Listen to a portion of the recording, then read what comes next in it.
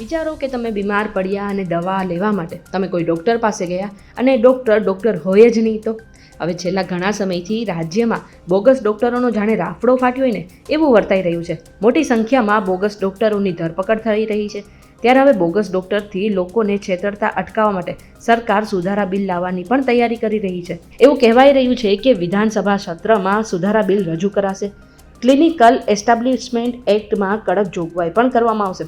એટલું જ નહીં, રજિસ્ટ્રેશન માટે જે મુદત છે તેને પણ વધારવા માટે વિચાર કરવામાં આવી રહ્યો છે.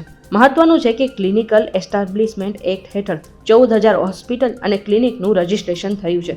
તો આગામી 12 માર્ચ સુધીમાં હોસ્પિટલ અને ક્લિનિકને રજિસ્ટ્રેશન કરાવી લેવા સૂચના પણ આપવામાં આવી છે. ટૂંકમાં રજિસ્ટ્રેશનની સિસ્ટમથી બોગસ ડોક્ટરને રોકવાનો જે પ્રયાસ છે એ હાથે ધરાયો છે. એટલું જ નહીં, જો હોસ્પિટલ કે ક્લિનિક સર્ટિફિકેટ નહીં મેળવે ને તો તેમને 5 લાખ સુધીની દંડની જોગવાઈ પણ કરવામાં આવી છે.